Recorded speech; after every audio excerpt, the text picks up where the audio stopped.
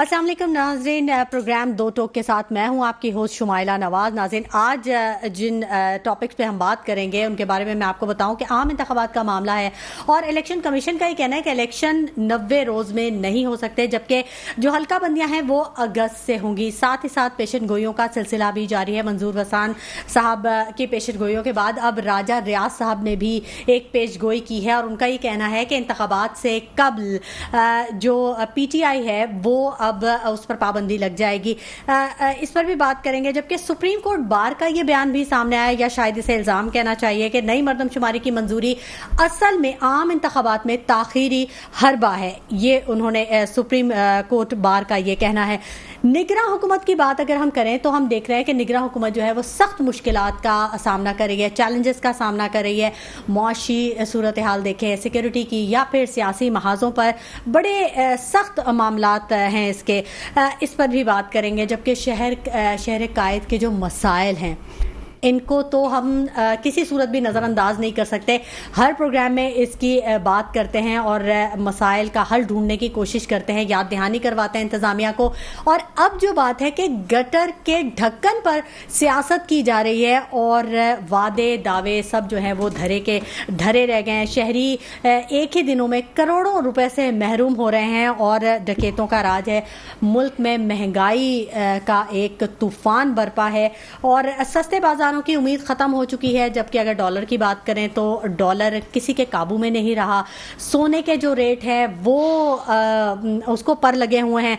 तो मामलात जो हैं वो कहाँ जा रहे हैं, इन तमाम मौज़ूआत पर बात करेंगे कि आम इंतखाबात के मामले पर कोई कोताही बर्दाश्त नहीं करेंगे। ये कहना था इलेक्शन कमीशन का। मामलात कहाँ जा रहे हैं, क्या हफ्तों के मामलात जो हैं वो दिनों में तय किए जा रहे हैं, इन तमाम सूरत हाल पे बात करेंगे। जबकि और बहुत सबसे अहम मामला जो है वो सदर मुमलिकत डॉक्टर आरिफ अलवी का बयान है जिसने एक सियासी बहरान पैदा कर दिया है। इन तमाम सूरत हाल पे बात करेंगे। मेरे साथ स्टूडियोज़ में मेरे मेहमान मौजूद हैं, उनका मैं तारुफ करवा दूं।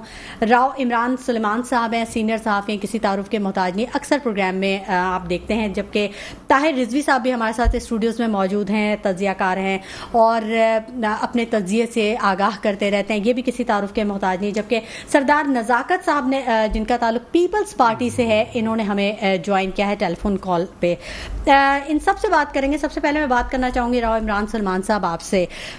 आम इंतखाबात का मामला अगर हम देखते हैं तो इसमें इलेक्शन कमीशन का ये कहना है कि इलेक्शन 90 रोज़ में नहीं हो सकते, हल्का बंदियां जो हैं वो अगस्त से शुरू की जाएंगी।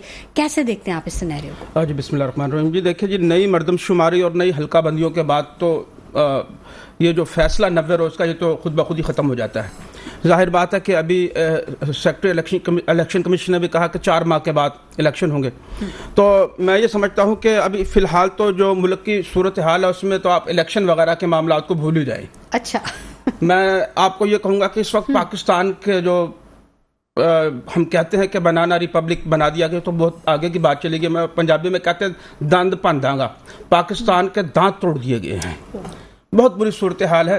अभी आपने डॉक्टर आरिफ अलवी साहब का जिक्र किया, तो मैं ये समझता हूँ कि इस अमल से पूरी दुनिया में पाकिस्तान की बदनामी हुई है। ठीक। और आप देखते हैं कि ये सोशल मीडिया पर ये ट्विटर का निज़ाम है, पूरी दुनिया के साथ मुंसलिक है। हम भी वहाँ की खबरें लेते हैं और हमारी खबरें भी वहाँ जाती हैं। तो इस सारे सूरत हाल के अंदर मुल्क के हालात जो हैं वो इस वक्त बहुत पेचीदा सूरत हाल इख्तियार कर चुके हैं। ये गटर के ढक्कनों की बात है, यहाँ तो बहुत बुरे हालात पैदा होने वाले हैं। और मैं ये समझता हूँ कि एक नया आईनी बुरहान जो आरिफ अलवी साहब ने जिसका पिंडोरा बॉक्स खोला है, और ये हम कहते हैं कि अक्सर मामलात के अंदर कि इसमें किसी न किसी का हाथ है, किसी भी ताकतवर इदारे या शख्सियत का। लेकिन आरिफ अलवी के मामले में मैं ये कहूँगा कि ये इन्होंने अपनी सियासी साख को दोनों तरफ खेलते हुए कायम रखने की कोशिश की है कि PTI की एक बड़ी क़ियादत इस बात से नाला है कि जब से खान साहब जो कैदी नंबर 802 या 4 है, वो जब से जेल में है उनसे वो मिलने के लिए नहीं गए। इस सारे सूरत हाल के अंदर हमने इनकी टाइमिंग जरा चेक करें कि इस बयानिए के बाद, उनके जो ट्विटर के पैगाम के बाद, वो आज गालिबन मुलाकात के लिए भी गए हैं। अब अंदर की बात, क्या मुलाकात, क्या वो उस कैदी ने उसके साथ वो रवैया रखा जो नाराजगी का था, ये एक बात का अमल है। लेकिन इस वक्त सूरत हाल ये है कि जहाँ तक इस सियासी सूरत हाल को देखूँ तो मैं सादिक संजरानी साहब इस वक्त सदर ममलिकत बनने की मुकम्मल तैयारियों में हैं। अच्छा। और अगर आरिफ अलवी साहब ये कहें कि मैंने इस्तीफा दे दिया, तो मैं ये कहूंगा कि वो इस्तीफा दिया नहीं गया बल्कि लिया गया है। हमने अभी तक देखा कि सीनियर सियासतदान या अफसरान या वज़ीर आज़म को जबरी रुखसत पर भेज दिया गया, लेकिन आज हम पहली दफ़ा देखेंगे कि एक सदर को जबरी रुखसत की तरफ रवाना किया जा रहा है। तो मामला इस कदर पेचीदा हो जाएगा कि अब मुझे एक अच्छी तरह याद है कि सहाफ़त के ज़माने में मैंने एक वाक़या देखा था कि हालात जा किस तरफ रहे हैं, अगर हम तजिया करें गलत भी हो सकता है। ठीक है कि 9/0 पर मैंने एक तमाशा देखा कि वो ये था कि जूनियर और ग्रास रूट लेवल के कारकुनान से बड़ी हाई लेवल की क़यादत को बंद कमरे में उनको चपेड़े पड़वाई गई, उनको मारा पीटा गया। वो कारकुनान जो कि एहसास महरूमी का शिकार थे या कुर्सियां लगाने वाले थे। और अक्सर हमने देखा कि पाकिस्तान की इस 74-75 सियासी तारीख के अंदर, साला तारीख के अंदर हमने देखा कि ये जो हम एक जुमला बड़ा अदा करते हैं, जब कराची में हम जिक्र करते हैं कि ये रीढ़ की हड्डी है और ये बड़ा पैसा देता है, तो हम एक चीज और भी कहते हैं कि बलूचिस्तान एहसास महरूमी का शिकार है। मतलब कि वहां पर जंगल का कानून है, वहां पर एक गुंडा राज है, क्या कहें उसको, कि उसको कुछ पानी नहीं है उसके पास, सांस नहीं लेने के लिए हवा नहीं है उनके पास। लेकिन अब हमने देखा कि अब माहौल कुछ हो रहा है। मुझे वो 9/0 वाला वाकया याद आता है। मुझे ऐसा लगता है कि अब जो वजीर आजम है वो बलूचिस्तान से लिया गया है। ठीक है। वजीर दाखिला बुख्ती साहब वो बलूचिस्तान के हैं। अगले मैडम मैं चाहता हूँ ये बात कंप्लीट हो जाए। चीफ जस्टिस साहब भी वहीं से तशरीफ लेके आ रहे हैं। सदर ममलिकत के लिए सादिक संजरानी साहब का अगर जिक्र करें, बलूचिस्तान से ताल्लुक रखते हैं। ये वही संजरानी है जिसके लिए यहाँ पर हार्स ट्रेडिंग खेली गई थी और सब ने जबरदस्ती वोट दिए थे। मेरा यहाँ तक ख्याल है कि इस ग्रास रूट लेवल को, बड़े हाई लेवल के लोगों को एक बहुत जबरदस्त किस्म का जदोकोब करने का इरादा किया गया है। मजीद फाइलें खुलेंगी, बहुत सारी फाइलें खुलेंगी और शायद पक्का आदमी आ गया है, यानी कि मंजूर नजर लोगों का एक ऐसा पक्का आदमी जो कि शायद मेरे नजर में बहुत अच्छा हो गया। ठीक है आपका जो तजिया था वो तो सामने आ गया। बहुत सारे आपने गुज़िश्ता वाक़यात के हवाले भी दिए। ताहिर रिजवी साहब आप बताइएगा कैसे देखते हैं आप इस सिनेरियो को, और इमरान साहब ने इतने जो गुज़िश्ता वाक़यात को पैवस्ता कर दिया करंट इशूज से, तो ये क्या सिनेरियो ऐसा ही बन रहा है? कुछ पेशन गोइयां भी सामने आ रही हैं, कुछ तजिए भी सामने। सबसे पहले तो मैं करेक्शन करूंगा कि this is not first time कि किसी सदर को भेजा जाएगा या भेजा जा रहा है। एक सदर साहब हमारे पास गुलाम इसाक खान भी थे जिनको रुखसत किया गया था। काकड़ साहब के ही वहीद काकड़ साहब थे जिन्होंने, जब नवाज शरीफ और गुलाम इसाक खान साहब की लड़ाई हुई थी तो वजीर आजम को और सदर को दोनों जाना पड़ा था। But this is not the good examples. Matter is this where my countries is gone. मैं अभी सोचता हुआ आ रहा था, मैंने कहा या अल्लाह तो जिब्रील को भेज दे, वो इस्टेब्लिशमेंट को बिठाए, इमरान खान को बिठाए, खान को बिठाए, 13 जमातों को बिठाए, मुझे बिठाए, इनको बिठाए, आपको बिठाए और इनको कहे खुदा का वास्ता तुम्हें कितनी मुश्किल से टुकड़ा दिया था। उस गरीब को सोचना चाहिए। वो फुटपाथ पे जो हसन स्क्वायर पे आप निकले, अभी देखें कितने लोग फुटपाथ पे सो रहे होंगे। अल्लाह ताला ने ये हमें टुकड़ा दिया है। उन लोगों से पूछें जिनके पास रहने को ज़मीन नहीं है। अल्लाह ने हमें ये ज़मीन दी है जिसमें सारे मौसम हैं, जिसमें सारी चीज़ें हैं, इसमें मतलब वादियाँ हैं, नहरें हैं, और हम उसके साथ क्या कर रहे हैं? This is enough is enough. मतलब कल रात को जो वाक़या हुआ है, कहने को कोई बात नहीं जी, सदर साहब के एक अमले ने कर दिया। मैं आपको अभी रिसेंट वाक़या बताऊंगा कि हद कहाँ पहुँच गई है। कोई अक़दार नहीं रह गए, कोई कानून नहीं रह गया है, और आइन को तो बिल्कुल, आइन को तो आईना बनाया, आईना बनाने के बाद उसे तोड़ दिया गया, किरची किरची हो गया है। यानी वो इस तरह टूटा है कि उसे जोड़ भी नहीं सकते हम। बेसिकली मैं आपको वाकयात बताऊंगा। अभी ये मिनिस्ट्री ऑफ एजुकेशन की बात बता रहा हूं आपको। इसमें एक एसओ सेक्शन ऑफिसर, उसकी क्या हैसियत होती है? उसने इतना बड़ा गैर कानूनी काम किया है कि आदमी सोच नहीं सकता। उसने वेंडर का एनवेलप खोलकर उसमें रेट आउट कर दिए, और जब तक देखें, जब तक अकाउंटेबिलिटी नहीं होगी, क्या हो रहा है?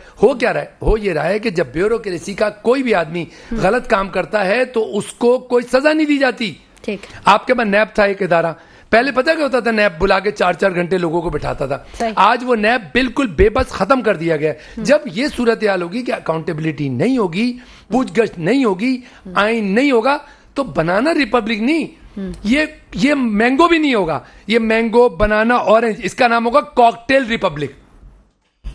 ये कॉकटेल रिपब्लिक बन जाएगा, यानी कि लोग बनाना रिपब्लिक को भी कहेंगे कुछ नहीं और जना मैंगो भी कुछ नहीं और एप्पल भी कुछ नहीं, ये कॉकटेल रिपब्लिक बन जाएगा। This is very serious matter. पता नहीं मेरी समझ में नहीं आ रहा, मैं फिर यकीन करें, मैं यही दुआ कर रहा हूं कि अल्लाह जिब्रील को भेज, इनको बिठा, इनको समझा। मैं तो बहुत छोटा सा आदमी हूँ, दुआओं से मामलात अब निकल चुके हैं, आपको नहीं लगता है? नहीं, देखें, जब मामला निकल जाते हैं वहीं से दुआएं शुरू होती हैं। जब हम जाते हैं तो किसी, ये तो उस वक्त है ना जब आप दवा भी कुछ करें। दवा तो सारी करके देख ली ना। देखें, मार्शाल्लाह यहाँ लग गए, सेमी मार्शाल्लाह यहाँ लग गए, जमहूरियत यहाँ आ गई, जमहूरियत बड़ा इंतकाम यहाँ आ गई, वजीर आजम ने यहाँ कुर्बानी दे दी, वजीर आजम फांसी चढ़ गए, वजीर आजम उतर के जेल चले गए, अब इसके बाद क्या बाकी है? मैं और आप रह गए हैं बस, और क्या है? तो मतलब ये सब कुछ हुआ है, ऐसी बात नहीं है। दवा बहुत हुई है, ठीक है, मगर दवा भी काम नहीं करेगी अगर परहेज नहीं करेंगे। अब मेरे स्टमक प्रॉब्लम है मुझे, तो मैं स्टमक प्रॉब्लम के साथ दवा लूं, साथ में नहारी ते पाए ते खापे दबा के खाऊं, तो मेरी दवा क्या असर करेगी? ठीक है। राजा रियाज साहब ने पेशगोई की कि इलेक्शन से कबल पीटीआई पर पाबंदी लग जाएगी। राव सलमान साहब, आपसे जानना चाहूंगी। मेरा ख्याल है वो ज़्यादा बेहतर जानते हैं इस अमल को, और अब हमने ये भी देखा है कि सदर के मामले के बाद आज एक नई अदालत का भी क़याम अमल में आ चुका है। मैं राजा रियाज की तरफ आऊँगा। उसमें आपने देखा कि सदर ने लास्ट में माफ़ी भी मांगी है। वो किससे मांगी? आपसे और मुझसे तो नहीं मांगी माफ़ी। ठीक, वो जो माफ़ी मांगी है मेरी नज़र में शाह महमूद कुरैशी से मांगी है, जिसको 12 घंटे बिठा के कुर्सी भी नहीं दी गई। अच्छा। और ये माफ़ी जो नए साइफर में इनको उठाया गया है, तो ये साइफर का एक मुकदमा खान साहब की तरफ भी आ चुका है। उनकी गिरफ्तारी भी है, जिसकी आज उन्होंने वकीलों ने कहा था कि मजीद गिरफ्तारियों से मुकदमा में गिरफ्तार न किया जाए, तो वो भी वापस हो गया। ये भी एक बड़ी पेशरफ्त हुई है पीडीएम के लिए। खान साहब को अगर वहां से गिरफ्तार करें तो ये जो आज जो आर्मी एक्ट वाला जो अदालत बनी है, इसी में मुकदमा चलाया जाएगा इसका। लिहाजा पेश की माफी थी वो, ठीक है, वो उसकी पेश की माफी थी। और दूसरी बात यह है कि जो 14 माह में 16 माह के अंदर जो गेम खेली गई है वो इस पाबंदी के लिए खेली गई है। ठीक, जाहिर बात है वो यकीनी तौर पे है। और इस एक्ट में भी बहुत सारी चीजें नजर आ जाएंगी आपको, ये जो फटाफट गिरफ्तारियां और ये जो धड़ाधड़ काम चल रहे हैं। तो मेरे ख्याल में ये पाबंदी बहुत दूर की चीज है। इस दफा बैलेट पेपर पर बल्ले का निशान नहीं होगा। फिलहाल तो ये जरूरी है, पाबंदी को छोड़ दें आप, ये नहीं होगा। पाबंदी के खिलाफ पाकिस्तान पीपल्स पार्टी जा सकती है, क्योंकि इनको भी माजी में इस तरह के सामने करने पड़े सियासी जमातों को। तो असल मामला यह कि फिलहाल इलेक्शन चाहे 5-6 महीने आगे बढ़ जाए, साल आगे बढ़ जाए, लेकिन उसमें यह जमात नहीं होनी चाहिए। और इस जमात का एक मसला यह है कि मैं आम पब्लिक में जाकर जब लोगों से सवाल करता हूं, तो ये जितना वक्त तूल दे रहे हैं उतने ही इस शख्स के लिए आवाम की मोहब्बत मजीद बढ़ रही है, बेदार हो रही है। आपने ये देखा कि पीडीएम ने जो धमाके हम पर किए, जो बम हम पर फोड़े, वो इस रात वाले भूचाल की वजह से कोई मीडिया पे महंगाई वगैरह की बात करता है? ये जिस तरीके से फरमा रहे थे गरीब और फुटपाथों की बात कर रहे थे, क्या इसका जिक्र कोई कर रहा है? इस डॉलर का रेट आज क्या ब्रेकिंग न्यूज बना जो आप मुझे बता रही थी? तो ये सारा आगे से आगे मामला चला जाएगा, और ये लोगों को इनसे कुछ वास्ता नहीं है ये महंगाई के खात्मे से कुछ की चीज के लिए। ये अपने मकसद को पूरा करने के लिए आए हैं, और इंशाअल्लाह ताला वो वक्त पूरा होगा। इन्होंने जो दुआएं थी, दुआएं भी काम करती हैं, और वो दुआएं रंग लाएंगी। मैं तो चाहता हूँ एक आम आदमी की हैसियत से नए और अच्छे लोगों की जरूरत है हमें। अब वो जो अंदर है वो उनके मंजूर नजर नहीं, तो चलो कोई नहीं, एक नई सियासी क़यादत, नए लोग आगे सामने आए, ताकि वही बड़ी मशहूर बात है कि जब अच्छे लोग सियासत से दूर हो जाएंगे तो बुरे लोग हम पर काबिज हो जाएंगे। आज यही हमारा हाल है। ठीक है। और जो आपने कहा कि ये जो बल्ले का निशान है, पाबंदी हो या ना हो, ये नहीं होना है, ये तो कंफर्म बात है, तय कर लिया भाई, ये कंफर्म बात है। ताहिर रिजवी साहब, सुप्रीम कोर्ट बार के बयानात हैं, वो कहती है कि नई मरदमशुमारी जो है वो इसलिए हल्का बंदियाँ की जा रही, इसकी मंजूरी असल वजह यही है कि आम इंतखाबात जो है उसको डिले कर दिया जाए। ये ताखीरी हरबे हैं जो हुकूमत की तरफ से किए गए। तो इन ताखीरी हरबों से, जैसे कि अभी इमरान साहब ने फरमाया कि इस तरह तो पॉपुलैरिटी जो है वो पीटीआई के चेयरमैन की वो बढ़ती जाएगी, लोग और उस तरफ अट्रैक्ट होते जाएंगे, तो ये ताखीरी हरबे किसी काम आएंगे? देखिए, बेसिकली मसला पता है क्या, जहाँ पर रूल रेगुलेशन एक्ट आइन की पाबंदी होती है, जिन दुनिया के जिन भी मुल्कों में कानून की पाबंदी होती है वहाँ ये प्रॉब्लम नहीं होती। सुप्रीम कोर्ट की बार एसोसिएशन एक ज़माने में निकली थी काले कोट पहन के, और उस वक्त उन्होंने मैदान में खड़े हुए थे, उन्होंने एक बहुत बड़ा किरदार अदा किया था। आज भी वकला बिरादरी, जाहिर है और कौन मुझे बताएं इस हालात में, जबकि अगर कोई आदमी जुमला बोले तो सुबह पता नहीं चलता, उसका घर उसका कारोबार सब डिस्टर्ब हो जाता है। तो मकसद इस वक्त कौन हिम्मत करेगा बोलने की? इस वक्त हिम्मत कौन कर सकता है? इस वक्त हिम्मत कर सकता है चीफ जस्टिस ऑफ पाकिस्तान, जिसको अल्लाह ताला ने वो मनसब दिया है जहां पर खड़े होके वो किसी भी नाइंसाफी के खिलाफ अपना एक कदम उठा सकता है। इस वक्त कौन कर सकता है हिम्मत? वकला बिरादरी कर सकती है। इस वक्त कौन कर सकता है हिम्मत? बिजनेस बिरादरी कर सकती है कि जो मुल्क को रेवेन्यू दे रहे हैं वो लोग जाएं, वो उनको समझाएं कि भाई देखें 90 डेज में इलेक्शन कराओ, जान छुड़ाओ। सबसे बड़ी बात मुझे सिर्फ इतना बता दें, इलेक्शन कमीशन हमेशा होता है ना, इलेक्शन होता है 2 दिन का, कौमी सूबाई बाज दफा 1 दिन भी होता है, उसके बाद जो बाई इलेक्शंस होते हैं वो थोड़े थोड़े होते रहते हैं। इलेक्शन कमीशन ने अपना काम पहले क्यों नहीं किया था?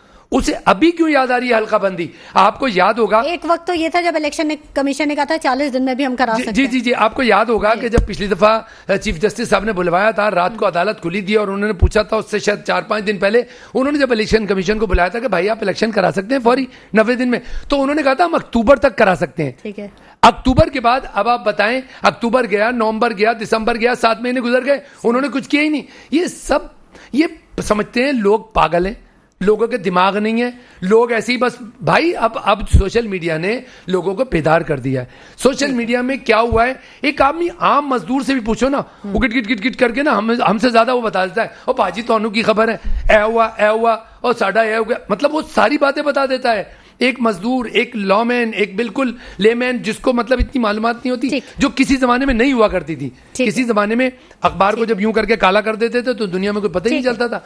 अब सोशल मीडिया है, एक बात पता चलती है, कुछ नहीं छुपता, सबको पता चल जाता है हक़ाइक़ क्या है। ठीक है, हक़ाइक़ का इल्म हो जाता है और यकीनन आवाम में शऊर जो है वो काफ़ी उजागर हो चुका है। इन तमाम मौज़ूआत पर बात करेंगे, इस पे भी बात करेंगे कि सदर के अब क्या उनका जेस्चर होगा और क्या वो अदालत से कोई हेल्प ले सकते हैं या वहाँ पर जा सकते हैं, इस पे ज़रूर बात करेंगे। वक्त हो गया एक छोटे से ब्रेक का, हमारे साथ रहिएगा।